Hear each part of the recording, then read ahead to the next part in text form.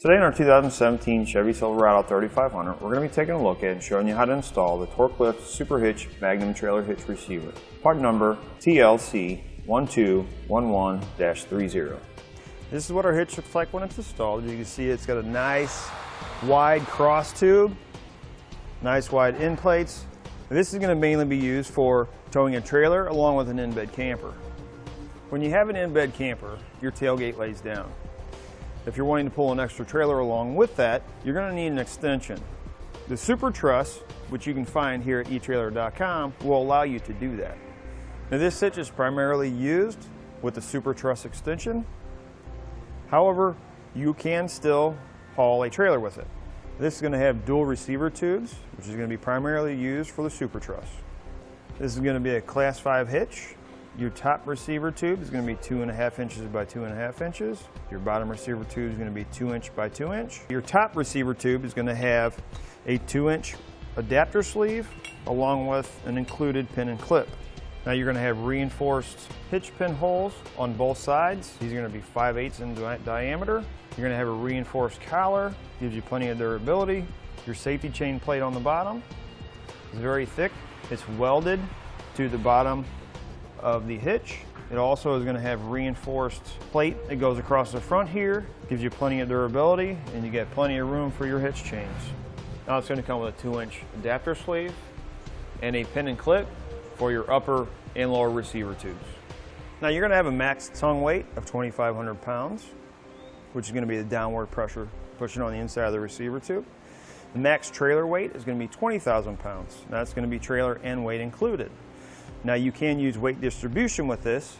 It's going to have a 3,000 pound tongue weight, and it's going to have a 30,000 pound trailer weight, again, which is going to be the trailer and the load included.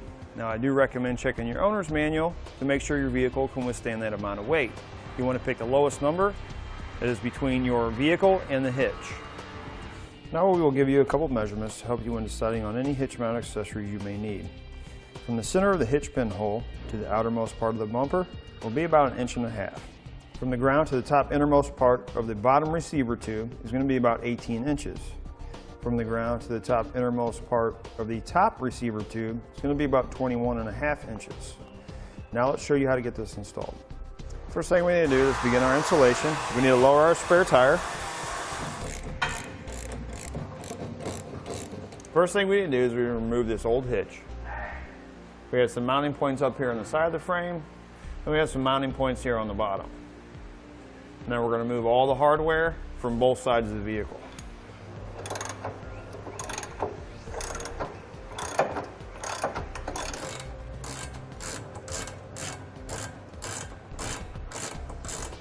Now with a couple extra set of hands, we'll go ahead and remove our hitch.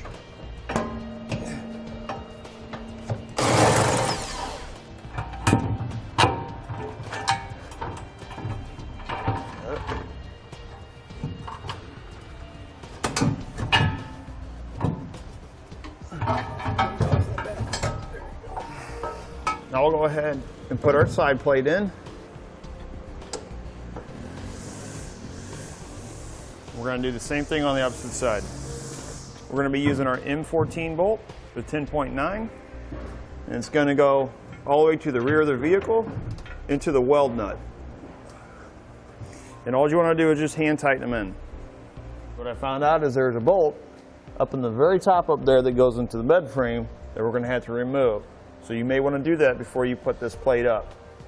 Everything we do on one side, we're going to do on the other side.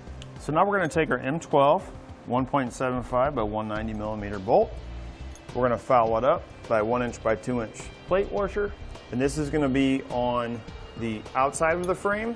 Then right on the inside of the frame, we're going to foul that up by a 2 inch by 2 inch center hole plate washer. And that's going to be inside the frame right here. We're going to have 2 half-inch washers. Following that, we're going to have galvanized tube that's going to slide over the top of that.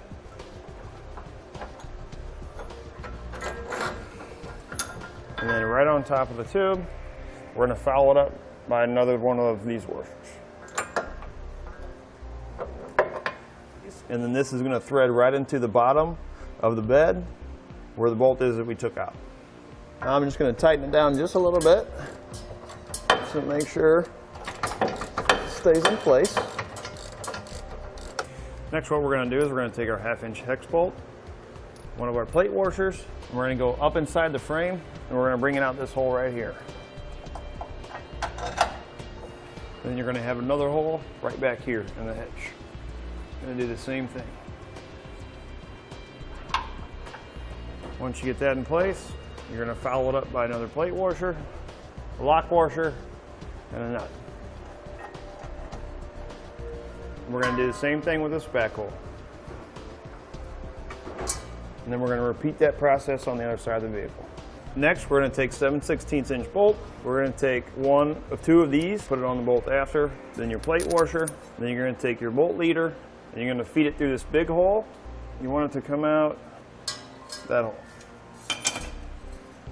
Now with an extra set of hands, we'll go ahead and put our hitch into place.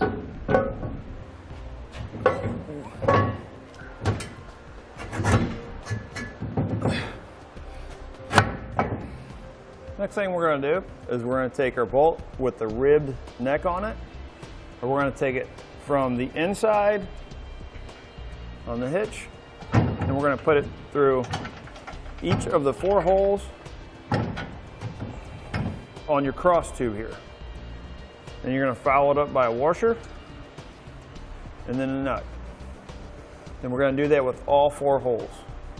Next, we're going to take our lift angle support. You're going to make sure there's 2 holes on one side, 1 on the other. You want to face the side with the 2 holes toward the hitch plate. We're going to put it in like this. From here, we're going to put a 7/16" flat washer, lock washer, and the nut. Next, we're going to put our hardware in these 2 holes. So we're going to use our 13 by 1 1/2" bolt, followed by a flat washer. It's going to go on the inside here.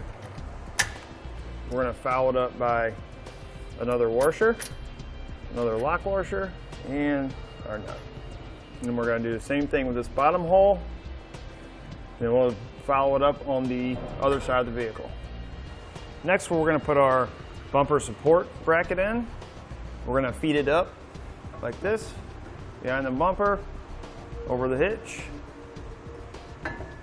And you want to make sure that your 2 mounting plates are on the outside of these tabs that are on the cross tube.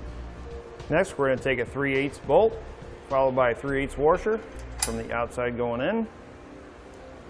We're going to follow it up with another 3/8 washer on the inside, lock washer, and the nut. And we want to do this on all 4 holes. Once we have all the hardware in place on our bumper bracket, we'll go ahead and tighten those down. I'm going to be using a 14mm socket along with a 14mm wrench. One thing I do want to mention, when you're tightening these down, you want to make sure that the plate is flat up against the bottom of the bumper when tightening. Once you have all your hardware in place, we'll go ahead and tighten everything down.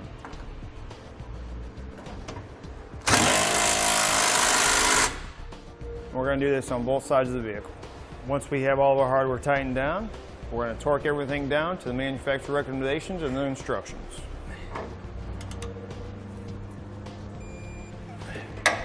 And that'll do it for the TorkLift SuperHitch Magnum Trailer Hitch Receiver, part number TLC 1211-30 on our 2017 Chevy Silverado 30. Thanks for watching. Click the link in our description below to shop, learn more, or visit us at eTrailer.com and leave a comment if you have any questions.